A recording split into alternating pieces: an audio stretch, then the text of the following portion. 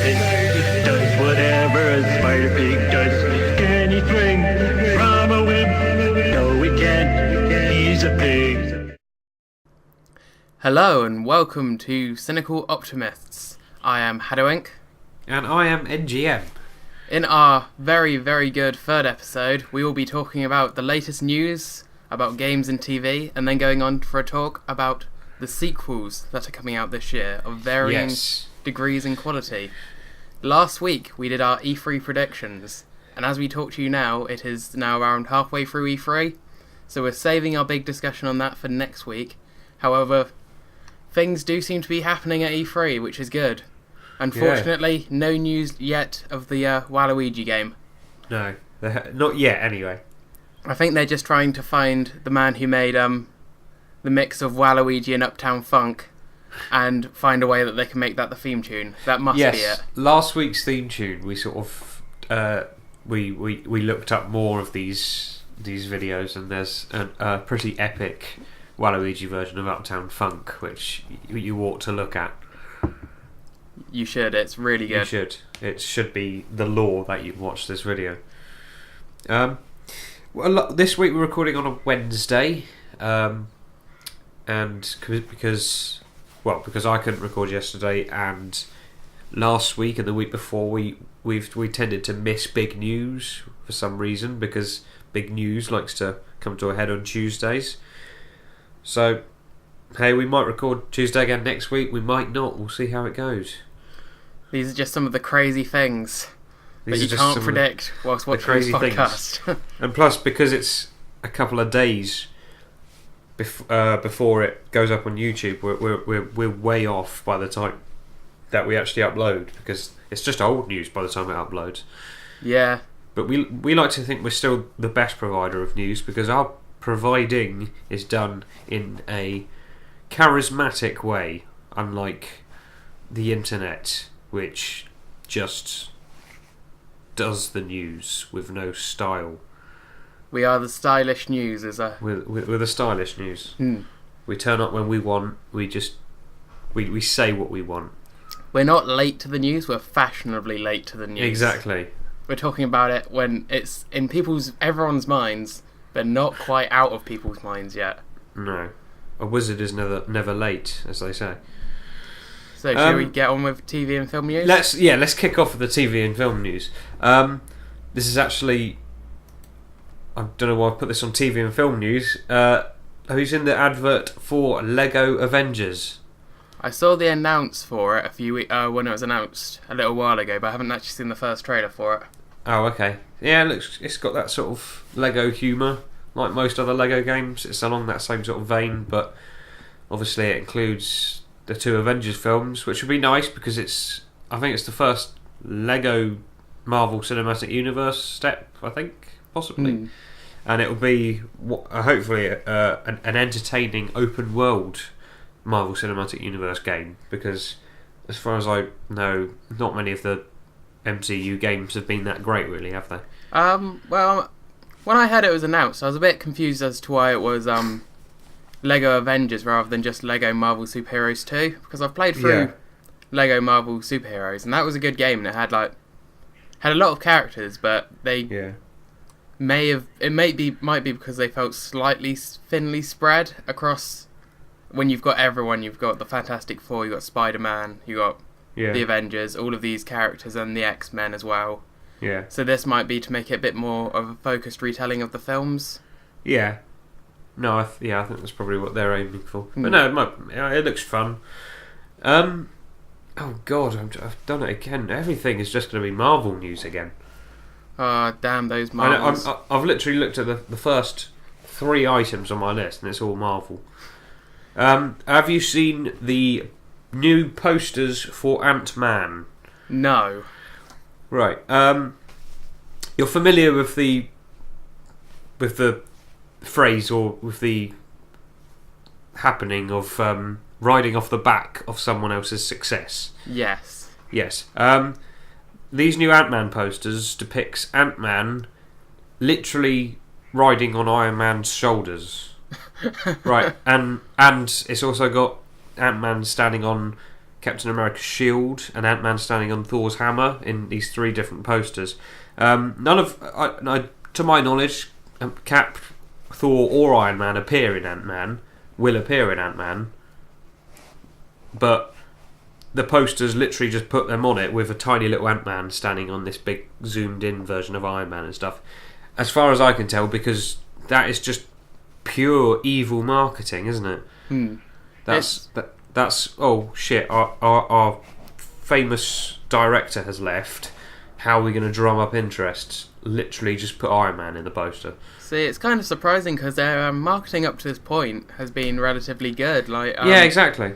When they released that first trailer, but they released it like micro-sized and were like, come back for the full-size trailer.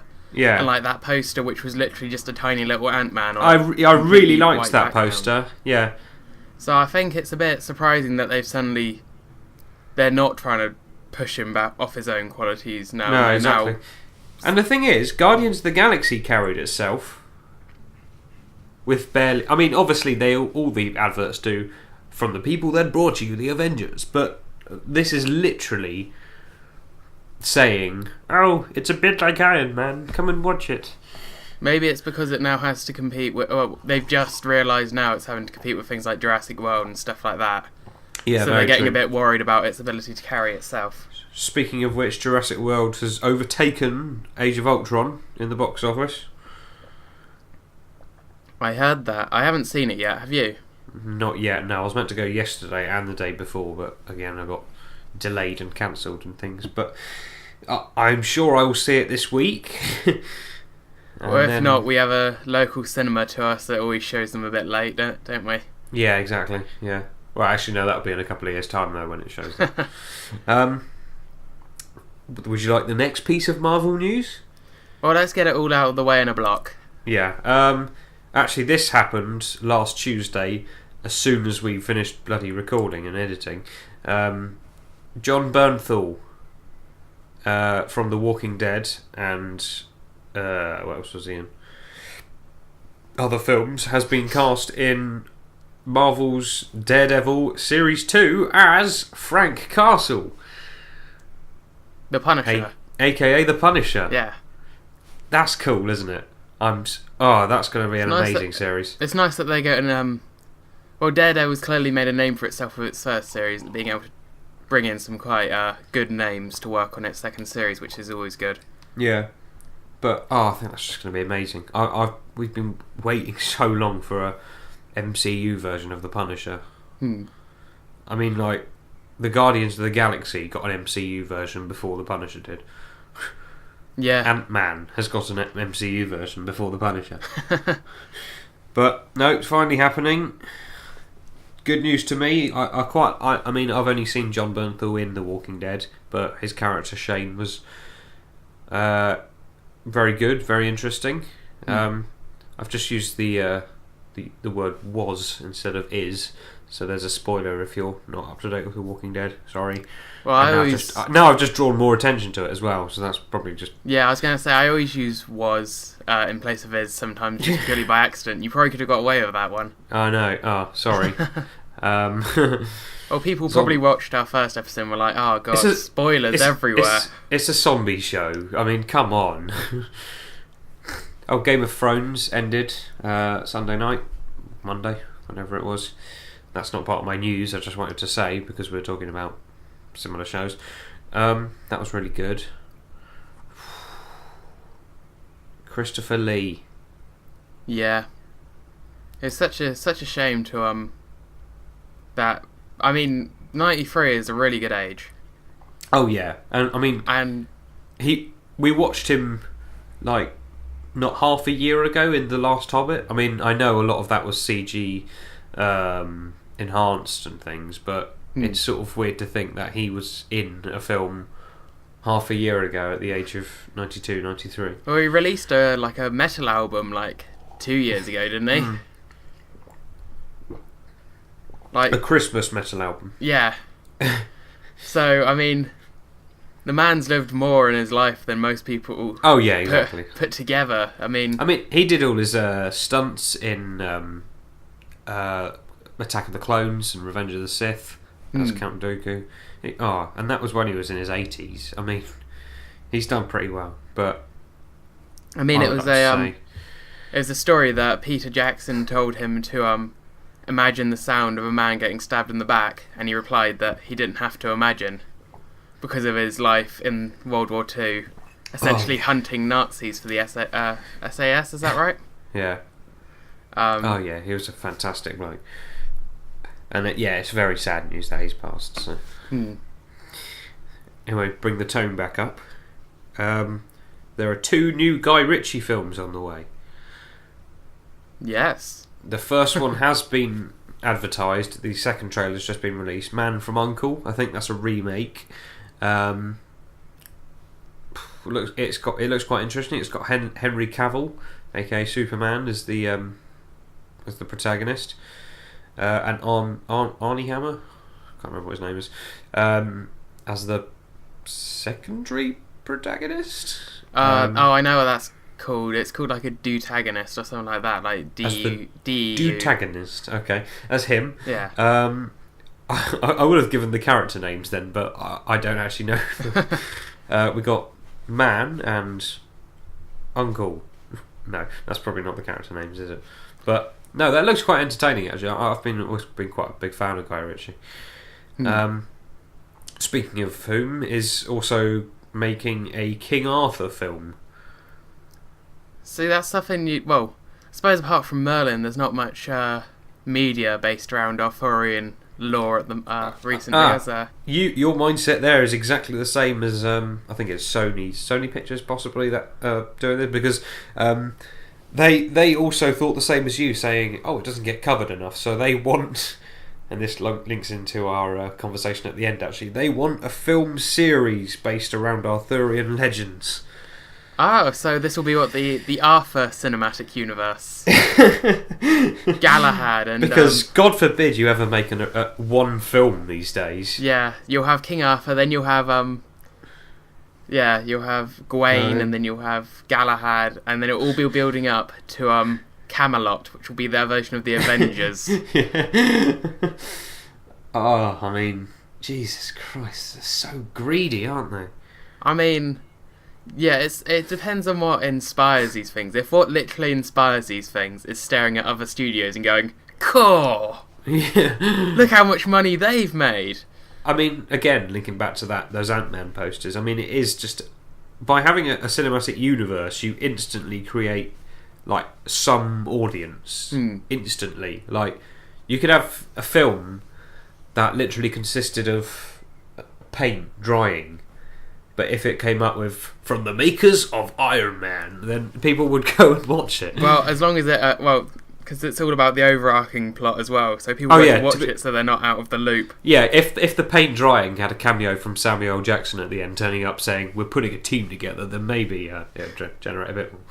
But or he just zoomed out of the paint drying on the wall at the end and showed that it was the Avengers base. And it was like, that's an important plot point, that we just had that place painted. I can imagine that film actually. It just zooms out and it just kicks in with Danny Elfman's theme. Dun, dun, dun, dun. It just zooms out to a building. I'd watch it. Fuck it. Yes. Oh, actually, sorry. Going back to the King Arthur film. Apparently, David Beckham has been cast. Okay. Do we know what role? No, I'm presuming not Arthur. I think it might be like a cameo role because I think he's quite good friends with Guy Ritchie. But so not Arthur. So we won't have the sword stuck in the stone and like David Beckham run up and kick it and like slice his foot in half. I mean, that could be his cameo. I'd love that. Just him lying on the floor and like, ow, ow. It's like, sorry, David, you're not the King of England. It's funny how we always manage to bring this thing back to football, don't we? Yeah. I don't think either of us are particularly big football fans, but we've talked about football every podcast. To be fair, it depends if you consider what we said about it favourable or not. Well, yeah, true. And in fact, what we're doing here is is linking it into football, so we can say this is a football podcast in much the same way that Ant-Man pretends to be a Marvel Cinematic Universe film. Maybe we should make ourselves a promotional poster with our logo being replaced by a football. The football podcast. The football podcast, where the word football was mentioned at least once per episode. And Samuel Jackson turns up at the end. Right. You know there's a new season of The Simpsons coming. Yes, I've heard. There's been a lot of news about this recently. Season 27. Jesus, how can Christ, you say that and without any hint of irony, like, or any hint of just like, Jesus? When the press release came out, we're pleased to announce The Simpsons will return for season 27. That's the only voice you can read it. Well, it's reaching the point where it's reaching the realms of TV chat show, isn't it? In terms of seasons, Yeah. the only things that have ever reached that many years season wise, I think, been British shows like The Last of Summer Wine went on for something like 35. Christ. But then those were also only 6 apiece. So when you're making 20 episodes The yearly, Simpsons seem to go on forever. Yeah. It's not gonna make anyone surprised if you do go, look, we are running a bit short on ideas. Oh, but they're not. Well, actually, you've probably already heard Harry Shearer has quit the show. I've just read these are rumours and inklings and stuff that have just popped up all over the place. Apparently, Homer and Marge will separate. Oh no! I know. So fresh. That'll be like one episode, and then they'll be back together. And then in That's the a bit Halloween like- one, Sideshow Bob finally kills Bart. Yeah, heard that. I think one it's episode. Yeah. when Harry Shearer left, it put The Simpsons in the new spotlight. So rather than have all the news around it being how Harry Shearer had left and how the show might not be as good anymore, the Simpsons creative team decided they were just going to leak a bunch of storylines Yeah. to try and essentially distract everyone from Harry Shearer leaving. Spider Pig will apparently return. Oh, good. Yay! Is this? I mean, I actually do still enjoy The Simpsons, but has it reached the part known as jumping the shark or nuking the fridge? I think at this point, Is it The Simpsons and the Kingdom of the Crystal Skull? to be honest though, they'd have to do something pretty big for it to be considered that, considering all the really random stuff they've pulled over the years. I think it's just a point where it's just, it needs to end, but nobody wants to do it. It's like it's on life support and nobody wants to pull the plug, because then you'll be the person who killed The Simpsons. You've brought the mood back down again. No, I mean, that's interesting comment we can make, and whether maybe this could be a future discussion on Cynical Optimists. But when is a show past it? Because obviously, I'm gonna have to mention Top Gear again. Oh, we haven't mentioned Top Gear actually yet. Oh, that's on my news actually. Oh, okay. Linking into Top Gear, Chris Evans has been announced as the new host. That was last night, Tuesday, when we would have recorded. So, yeah, wouldn't have heard that if we hadn't recorded today. Yeah, Chris Evans is officially the new presenter. He will present alongside a new female presenter. That's made headlines as well today. Don't know what to think of that yet. Might be a good call, might not. I think it's just the fact that there's so much. I hope it's not just for tokenism. I think it's because there's so much money in Top Gear still. Like, there is so much money worldwide, so they couldn't. The BBC are very reluctant to just end it. Yeah. I think a female presenter will pull out all your usual internet trolls who are like, "Oh, women driving cars." Yeah, but I think it's a really good move. Like, the German version does very well with that. With that yeah, female host. What's her name? It's on the edge of my mind. Yeah. Sabine? Yes, there we go, Sabine. Sabine Schmidt or something like that. Yes. Yeah. I think Top Gear as it was starting to I don't know, like. This is what I was going to link it into with The Yeah. Simpsons. I mean, it got to 22 or 23 series or something like that. Yeah. And yet, I don't think it was... Okay, some people may have said it was past it, but the amount of complaint when the BBC sacked Jeremy. the thing is, the way a show gets worse, like a show like Top Gear, a show like The Simpsons, it does not get worse all at once. The good episodes just slowly and surely start to get further and further apart. Yeah, So true. therefore there is a gradual decline rather than just a steep decline, because a steep decline on a show gets it cancelled. But again, I don't think it... I don't know if it was getting worse. I think, like... Because if you go back to an old series, there are still the really good episodes, and then there's the slightly sort of duller ones. But I don't know. They reduced... I quite liked Top Gear because they reduced the episodes quite significantly. I think it used to be like 10 a series. Now it's like 6. They could spend more money, get better films, etc. And they didn't have to blag it out with cars that no one was interested. It was like the last series. You had such a great car every week. Yeah. And I mean, the last series I think was still on really strong ground. But The Simpsons, because it's not, as you say, like British panel shows and stuff where it has new content, or even Top Gear, which is constant new content, they're having to rely on slightly gimmicky features like Homer and Marge separating, and because I think that's the only reason why South Park doesn't get the same complaints. Like, South Park is obviously a younger show. It's only on season 19, I think it's going into this year. Only, he says. I've just gone into season 19 of my life, and I can tell you it's fucking boring. But a few years ago, they kind of shift from doing the their plots became more and more related to what's been recently happening in the news. Right. So their show gained a bit of news satire to it, which has meant it's kept a bit more fresh when it's aired. Exactly. I mean, in fact, actually, The Simpsons used to do that a fair bit, but because they're longer series, they're starting to run out of. Because I remember that they have dealt with not issue. Okay, yeah, they have dealt with issues in the show before, haven't they?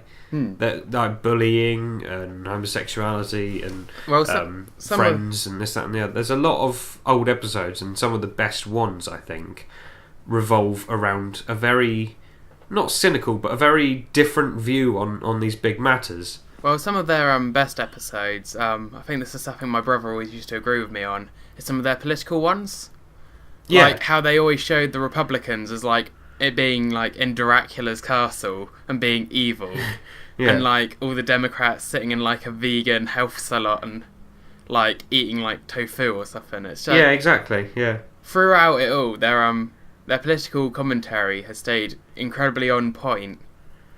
Because it's kept up with the times and things like that. It's really weird to think that when you're watching very early season of The Simpsons, the president is still like the first George Bush or like Bill Clinton or something. Bush Senior, yeah, I think it was. And then it comes all the way through to the present day when it's Obama, but they've still continued making quite good commentary on it, and it could just be that some types of political satire, especially Republicans evil and Democrats good in America, never really seems to get old because it's always true. Yeah. But I don't know. Maybe I think people aren't giving it as much of a chance anymore as well. But I don't know. We'll see how it turns out at the season 27. Yes. I'll have to say, if Simpsons got cancelled tomorrow, I would watch old episodes and be like, the old episodes were good, but I don't think I would be that heartbroken if it did get cancelled. I'd be more, well, it's probably time. Yeah, I'm hoping they'd end with something good.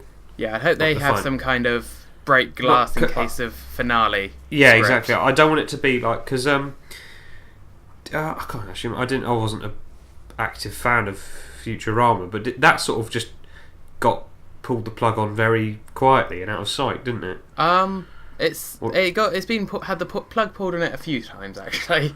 Right. It had 4 original seasons. That actually ended with a series finale that was meant to be a series finale. Like it did, kind of. Right. And then it had its DVD movies, which led on to it getting renewed. And then at the end of that, when it got cancelled again, it had something else that was.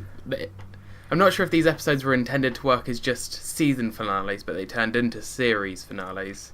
Right. Okay. But they did work incredibly well as series finales because they kind of they focused on one of the main plot points, which was the main romance subplot, and kind of expanded that. Right. Just kind of explored that, reaching its conclusion.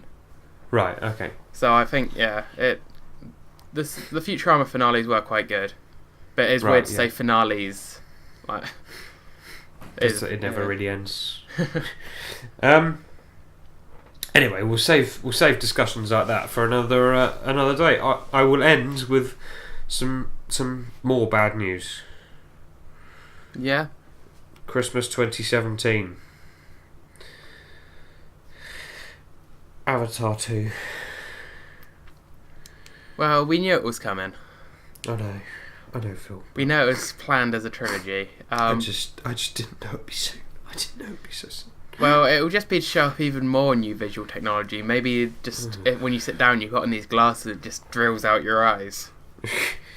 Did you watch it? Did you watch it in 2D? Is my question. No, I watched Avatar in the cinema in 3D. Yeah. My question is, did anyone actually watch Avatar in 2D? And if so,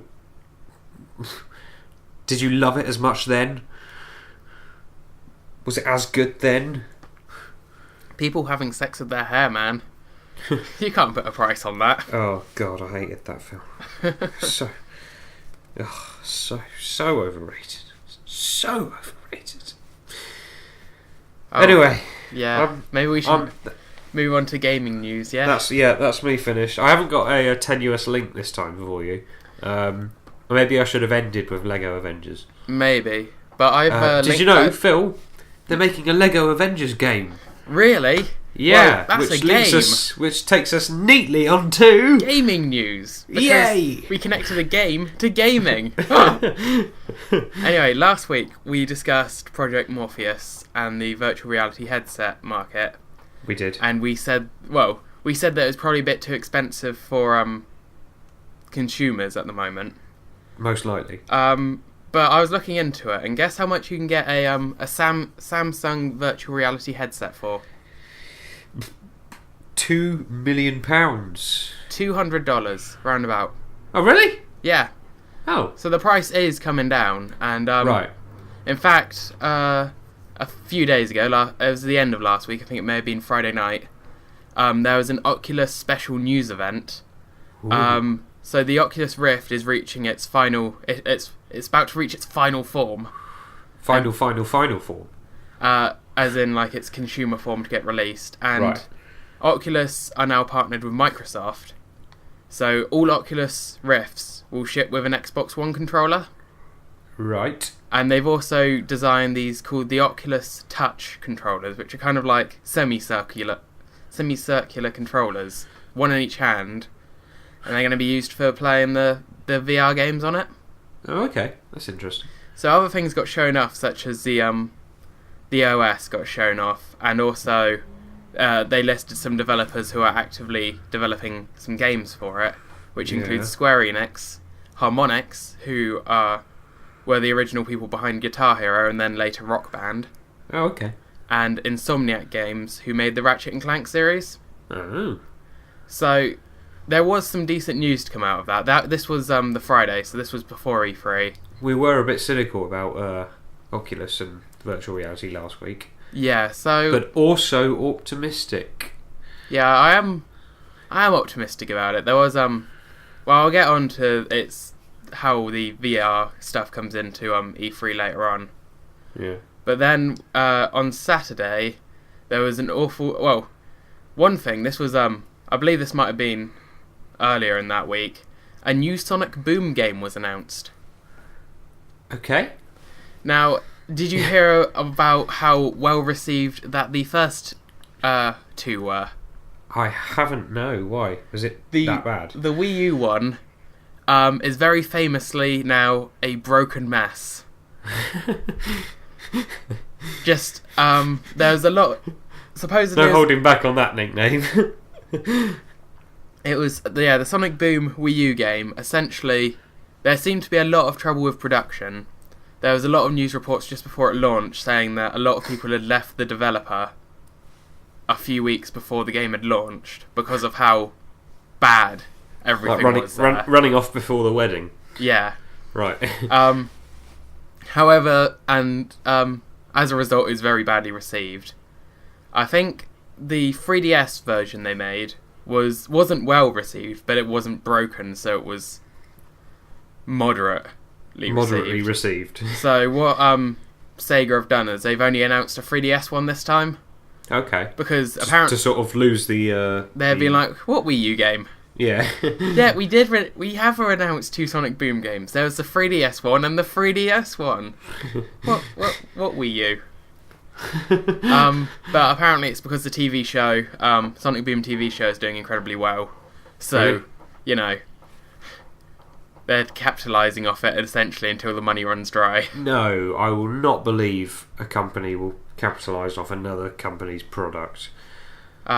So yes, funnily enough, in their announcement on their Tumblr social media outlet, one of the tags they had on the post is "We promise it will be better than the first one," or something along those lines. They made a very tongue-in-cheek reference. That is begging. But yes, and then last weekend was the weekend before E3, and there was quite a bit of Nintendo news that was leaked. There was a leaked video that showed that the recent Wii U game Hyrule Warriors was being ported to the Nintendo 3DS. Hyrule Warriors is a hack and slash game from the Zelda series. Right. And that turned out to be true based on the Nintendo presentation that was yesterday. Oh, okay. And they also leaked videos of the DLC in Smash Bros, which also turned out to be true. Right. So, have you ever played a Street Fighter game? Oh, yeah. So, yeah, I know. I think you told me about this during the week. yeah, so Sunday, there was a very special, 20-minute Smash Bros DLC video, which explained that Ryu from Street Fighter was getting added to Smash Bros along with Roy and Lucas, who were in old versions of the game. Right. So, along with new stages and new costumes for your Miis and stuff like that. And also pointing out the amiibo and going, we probably should have made more of these, hey? But all in all, that was all nice Smash moves. Smash news. Smash moves. So I mentioned this mostly because it was pre-E3 stuff. And then also Sunday was the Nintendo World Championship. Right. Now this was an event they held in 1990, which they decided to bring back. But I'm guessing after the large success that there was their Smash tournament last year. And it was very fun to watch. I watched the entire stream. It was interesting. They announced a game called Earthbound Beginnings, which is a very old game, but it's finally getting localized outside of Japan. Right. So, and all in all, they made a very entertaining event. There was Splatoon, there was Smash, there was Mario Kart. Right. Yep, that's going to be something that gets mentioned a lot as well. That's not going to be our theme tune again this week, don't worry. So, all in all, I'll say that the tournament was held very well, and it was very fun to watch, actually. I was like, I'll just have it on in the background, but by about halfway through, I had it on full screen on my computer, just kind of watching it like, yeah, esports! But yes, there's probably just one more bit of news for this week, then everything else, everything to do with the E3 press conferences I'll do next week. And that'll be our discussion next week, I believe. Yeah. Yeah. But that'll probably be a combination of the gaming news and the discussion. Oh, I see. Ooh. Because it will be given news and then us having extended chats about it. Yeah. But the last is news from Kickstarter. You remember me telling you about 2 Kickstarters that were breaking records? Yeah. Well, Bloodstained Ritual of the Night, which is the Castlevania spiritual sequel, Right. has ended its Kickstarter with $5.5 million raised. That is an Austin Powers figure, that is. Which is just over £3.5 million, if you don't have your calculator with you. And it is the most money raised for a Kickstarter ever. Wow. Yeah. And just last night, the Ukulele, which is the Banjo-Kazooie spiritual sequel, that one finished with just beating £2 million, which is just over $3 million for all you Yanks. So, those are 2 very popular... those have made a lot of money between them. Wow. Yeah, so they've overtaken Pebble with the watch and things then. The watch and stuff, things like that, are probably. I think they still made more. Like the Ouya made more. That console that then amounted to Right. not that much. But for a But game. for a video game, Yeah. they raised an awful lot of money. Wow. However, there is risk that already that there's going to be a game that beats Bloodstained Ritual of the Nights. That's such a nice title. Because this will get fully gone into next week, but there is now a Kickstarter for a game called Shenmue 3, which broke 2 million within 10 hours. Dollars, that is. Is this another spiritual sequel? Or is No, this is an actual sequel. Oh, okay. Right. So yes, for a while there hadn't been that many big Kickstarter successes, and now they are all coming in at once. Like a bus, or some other better metaphor. For a clown car. What? Well, clown cars are very small, but you can fit lots of things inside them. So, like, the clown car's pulling up, and all these games are getting out. Okay. Yeah. Oh, yeah. Why not? We'll keep that. It's better than bus. Bus is overused. Fuck it. Fuck the bus. So yes, next week we'll go for full details about the whole of E3 and trailers, because by then there'd have been all fallout from quick decisions that were reversed and things like that always happen at E3.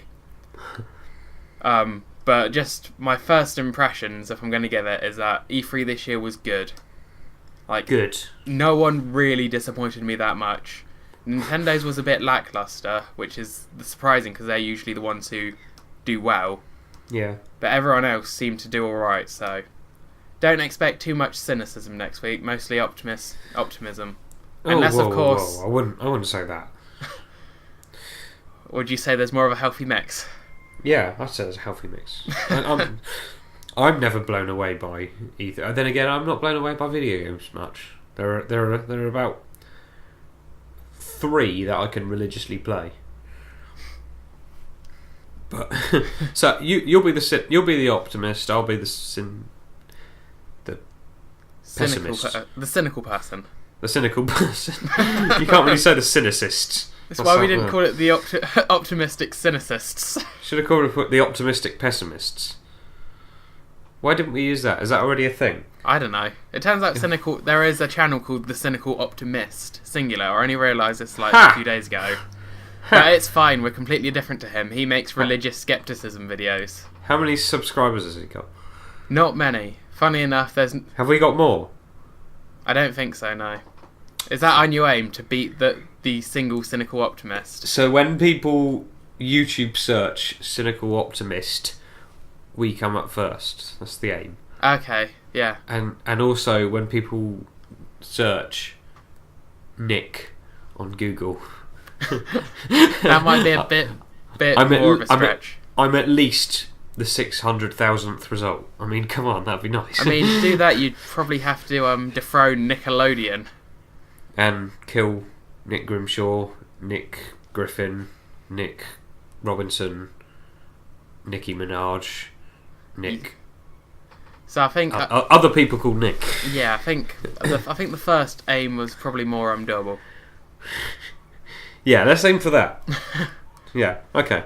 Right. But then again, shall we get on to optimists. our talk about sequels? Let's get on to our talk about sequels. I'll let you lead, because you're a bit more in tune with the sequels that are coming out. Okay, right. Biggest films of the last year. What do you think they are?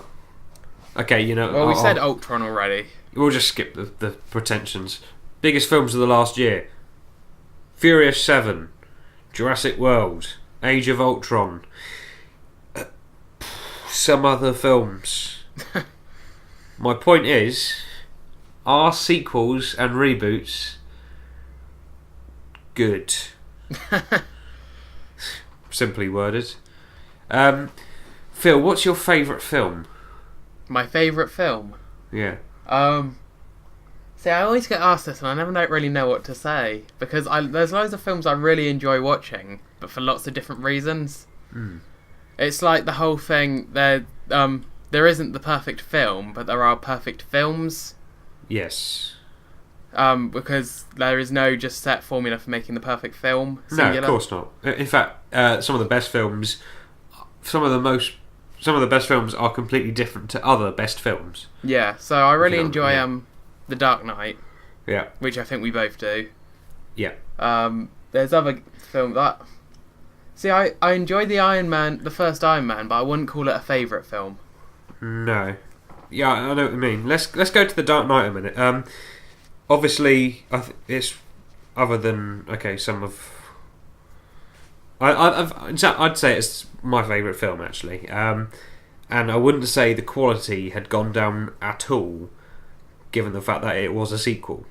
Yeah, because although it had that guaranteed audience, and it's part of a franchise, so it was able to draw in viewers like that, but I don't think it necessarily hindered the quality of the film. Or, in fact, if anything, it actually made a big difference to how films are made generally. Most films, well, okay, not most, but a lot of films since The Dark Knight have tried to use a similar gritty formula. And if anything, I think it's strengthened, because it wasn't just action, explosions and things like that. It actually had intelligence behind it, which gave other filmmakers the inspiration to make intelligent films. But there are, on the other hand, sequels or franchises which use their franchise-driven marketing to promote a film which is ultimately not great quality. Furious 7. Yeah, it really depends what is making you make the sequel. Whether it's the fact that your story's not over yet, kind of ideal. Like after Batman Begins, there's still more to say, especially loads more to say. Yeah. Then The Dark Knight made perfect sense from a narrative point of view. Yeah. However, if you've got a film that is incredibly well self-contained and incredibly great as its own object, Yeah. then it's whether you add a sequel to that, because then that's kind of like, well, this film was really popular. We have to break our tied up loose ends to add some more ends onto it for a sequel kind of thing. I mean, the thing is as well, like, I think The Dark Knight is a great film, but even if it wasn't a Batman film, it would have been a great film. Yeah. But it's the fact that it's a Batman film, which means ultimately it always did have an audience, and it's part of a franchise. Yeah. I mean, like, because I'd personally quite like to see more individual stuff, more film. I mean, the biggest releases of this year have all been stuff we've seen before. I mean, no matter how great the films are, I'd still like to see a little bit more diversity in the film market. Like, my favourite film of the year so far is probably Mad Max: Fury Road. Yeah. Which is a sequel / reboot.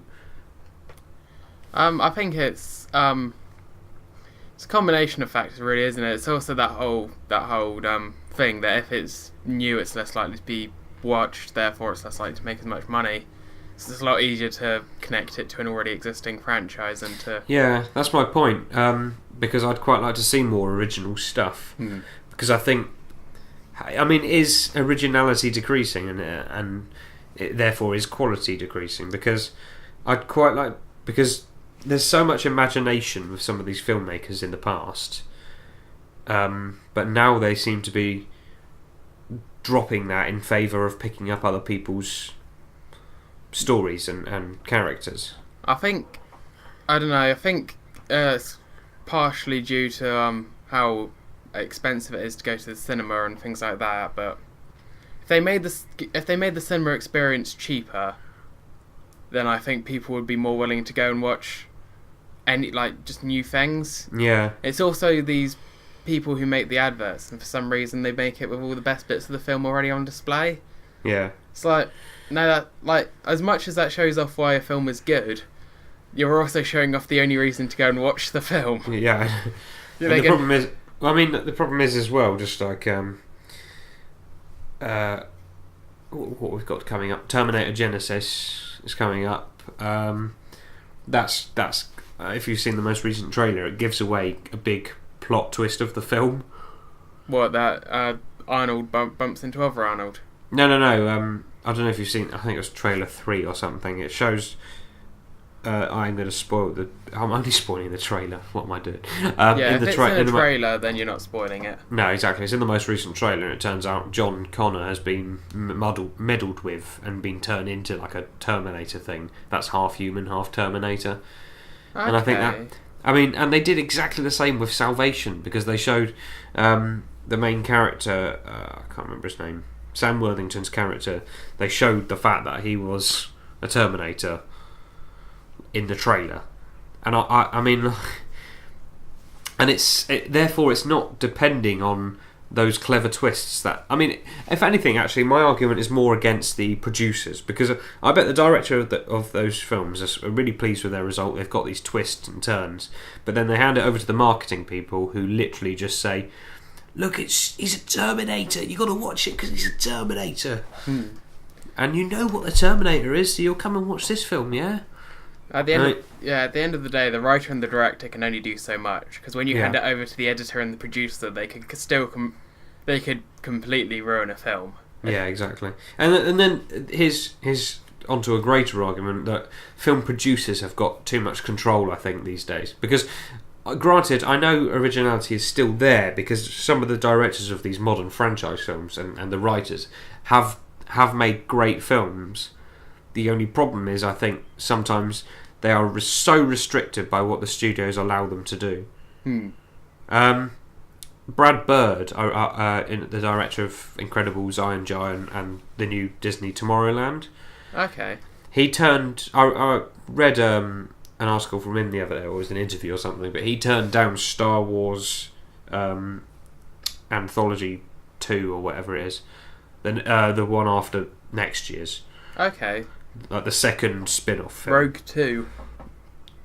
No, is it? I don't know. No, I don't know what it's going to be, but apparently it's about Boba Fett, which would be cool. But he turned that down because he apparently he was watching an episode of South Park, and he saw one of the characters holding a lightsaber, and he was standing in front of this mountain that looked like one of the mountains from Tomorrowland, apparently, that he was planning at the time, and he was sort of thinking he could either drop his individual products. I know Tomorrowland's still a big producer film, but Star Wars and things like that, you really do have to take away your own vision, perhaps. It's going to be trying to add as much of your part. It's more making a competent film that follows a structure. Exactly. Rather than something totally unique, because that was I can only assume, but the whole kerfuffle with Edgar Wright and Antman. As far as I can see, I think Kevin Feige, the Marvel Universe producer king person, he seemed to try to shape Edgar's vision into something that fitted. Yeah, like the MCU, and as a result, Edgar Wright didn't want to do it because I don't know. This is all speculation, but I think it was because Edgar had his own vision and he wanted to make a very individual film. Yeah, but that didn't fit within the studio's needs, basically. Well, that's going to be one of the problems with connected universe films, is that like a universe needs to be consistent. Yeah, like exactly. That is a rule of very basic book writing as well. Like your novels, you have to keep your internal universe logic consistent, because if something breaks that, then it can ruin your novel. Exactly. And if you're connecting it across multiple films of arguably multiple genres, then there needs, like, I do agree there needs to be some control, but at the same time I can see why a director would look at that kind of film and go, nah. Yeah, I know. Exactly. And I'd personally like to see more films that come as a result of creativity rather than... I mean, of course, yes, some of the films are still really creative, but generally they all follow exactly the same structure, near enough. Yeah. I mean, I think last year my favourite film was Interstellar. I think that was an absolutely amazing film, but I think it could have been pushed a little bit further. Okay. Because you look at something like okay, I know I'm a media student and I'm referring to Stanley Kubrick, but I'm going to do it anyway. Stanley Kubrick's 2001. Amazing film. I mean, like, a lot of people would say, oh, but what the hell's going on and stuff, but it's that what the hellness that really does just rip it apart from traditional films, because there isn't like, Interstellar's got that same basic structure as most produced films at the moment. Because well, it's mostly the third act of 2001 where most people go, what the fuck, doesn't it? Like the ending act. I know, but even prior to that, there's not the same connections that are typically made in other films. They don't even establish the protagonist. In Interstellar, there are lots of moments where they really try, they really adhere to the conformist structure of introducing a character here, introducing another character here, introducing the disequilibrium, bringing it back to a state of equilibrium. But 2001 just really kept me on edge the whole way through because of, like, where the hell is it going? And characters dying without even hindering it, without even hindering the structure of the story. Like, characters just died in that film without real emphasis, whereas Interstellar and okay, no, I'm not going to keep it front because I loved Interstellar. I think the way it was shot and everything was amazing, but I'd like to see different structures in films because a lot of them are basically the same, and I think that's become as a result of Hollywood not taking risks these days. And I can understand exactly why, because as you say, cinema prices are going up, so they want something that doesn't scare off audience members. But I'd also like to see more stuff that does. Well, the point you raised about 2001 brings me back to I think it might have been just an article I read. It was quite a while ago now, but it commented on how it'd like to see more films that they're concentrated on the film story arc rather than just a person's story arc. Yeah. Like the films nowadays are very much about one character's journey. Yeah. Through a film rather than the story that the film is telling as a whole. Exactly. So I think that might be the difference between, say, 2001 and more recent things. Is that it's this whole idea that you need this main character, he needs to be striving for something, blah blah blah blah blah. It can't just be, the film exists to precede these characters' stories rather than just being a film that tells a story in general. Yeah, I think you're right. And that's why I think at the moment one of my favourite shows is Game of Thrones. And I think the reason why is because I know it also has mass appeal because of what it does to characters and things, but I also think it's unique because it, in a sort of Shakespearean type way, it has these tragic character arcs which introduce characters that you're there to root for, and then it will do something to them, like kill them off or make them become evil or this, that and the other. And it really does, it doesn't matter who's alive and dead because there's still this story that's carrying on, that carries on regardless of whether the character's there or not. The show doesn't end when a certain character is killed off, even though that character may be the protagonist. Because, and also the way it sort of weaves in loads of different stories into this one show is the fact that you can root for different protagonists. Yeah. And I think that's why, I mean, I know Game of Thrones is, but I know it does really well and stuff, but it's still relatively indie, if you know what I mean. And I quite like that. I mean, but my point is I'd like more of stuff like that. Because stuff like other great shows like The Walking Dead, as great as they are, it's never going to quite reach, in my books, the same height as Game of Thrones because it's not a big risk. You're still following Rick as a character the whole way through. Whereas Game of Thrones, anyone can be a victim. Yeah. I mean, for TV, they've got a bit more freedom to do that because they've got, say they do hour-long episodes or whatever, they've then got like 22 hours worth of story to tell over the course of a year, which means... And of course you don't need to rely on people buying tickets. Yeah. Like, they can just sit down, give it a go for an hour or half an hour, and then decide whether to watch it again based on the quality of the show. Whereas films, unless it has big taglines, they need to get the audience in the first place. Yeah. And that's difficult. Which is why I think we're seeing a lot of great TV shows come as a result, actually. Yeah, because I like the TV shows that are taking risks these days. Yeah. I mean, I think TV shows are able to take more risks and be a bit wilder nowadays as well, due to the fact that in the past, procedural shows, such as cop dramas and things like that, were a lot more the norm. Because if you missed an episode of a show, you missed it.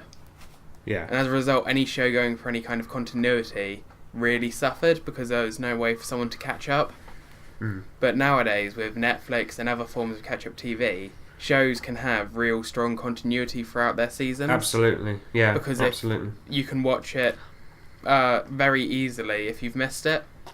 Yeah. So I think that's going to be a huge benefit to television in the future, is the ability to have these grand continuous storylines compared to in the past, where obviously you had pretty much the same format. There was just a different murderer or stuff in a slightly different situation, but everything was rather static. Yeah. Like, there's only a few shows that went not kind of procedural, and those shows usually had quite a smaller but arguably more dedicated, because obviously this is where you get the cult fandoms from. Yeah, of course, absolutely. Yeah, they had the smaller but probably a bit more dedicated fan base. These exactly, yeah. But it wasn't risked as much. But yeah, I mean, I think that's the thing. I mean, although I'm happy that we've got arguably better quality TV as a result of franchise-driven films, I also think I'd still quite like to see more stuff in the cinema, because the cinema is a unique viewing experience. Like, I've mentioned before Channel 4's Utopia. That's something I'm really into at the moment. That's a great show. But it's got this great widescreen format. And it's a great risk-taking show with all sorts of conspiracy stuff going on, and you don't really know where the show's going to take you. But I'd love to see that sort of thing in the cinema, which I don't think we get these days because of high cinema prices. I mean, like, Utopia was such a risk-taking show. I mean, it even got cancelled on TV, despite having an amazingly dedicated fan base, but unfortunately it was only a small fan base, as you were saying. But there are shows that can pull it off, like with Game of Thrones and like stuff like that, and True Detective. That's another great one. But I'd like to see more of that in the cinema, because the cinemas are a unique experience, and therefore I think lower ticket prices might help. Yeah, like, it is a bit ridiculous, the cost of going to the cinema nowadays. Oh yeah, I mean, I was speaking to a friend the other day. He went to see Jurassic World in 3D. He already had the 3D glasses, bear in mind, and he's only 18, and yet he paid like 12 quid or something like that. It's outrageous money. Yeah, considering especially the attitude nowadays of, I'll just wait for it to go on Netflix. Yeah. Like, the cinema needs to if they want people to go in the cinema, they need to be able to compete with... Exactly. They think the solution is just doing it franchise-driven. But I think the real solution is to just try and lower those ticket prices. Yeah, it needs... the cinema experience needs to be affordable, and it needs to be convenient. Yeah. Like, the answer to having less people go to the cinema is not driving up prices, because that's not going to get more people in. No. That's going to discourage people, because it's like, it's awfully expensive, I'll just... But then again, they know they'll get an audience. Yeah. But only because the films are franchise-driven or sequel-driven. But... and that's why individual films and lower films don't necessarily stand a chance.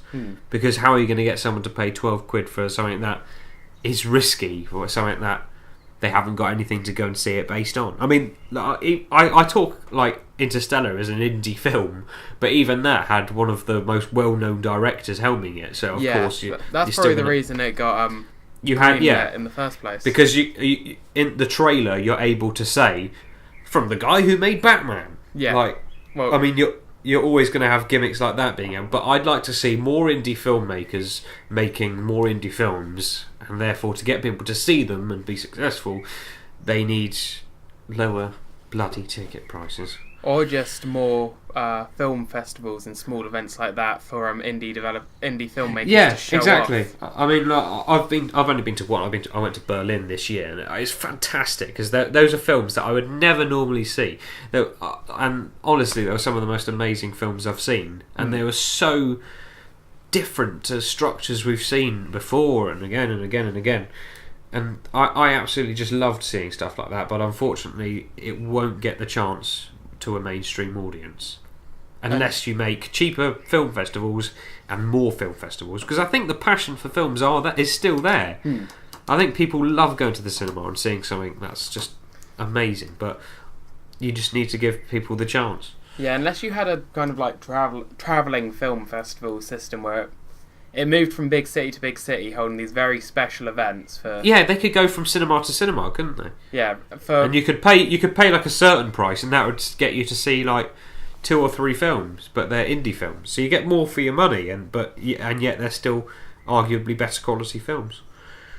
Yeah, and you could have, if the cinemas advertise the shit out of it, like this week only, we're getting all these indie films from all these great upcoming directors.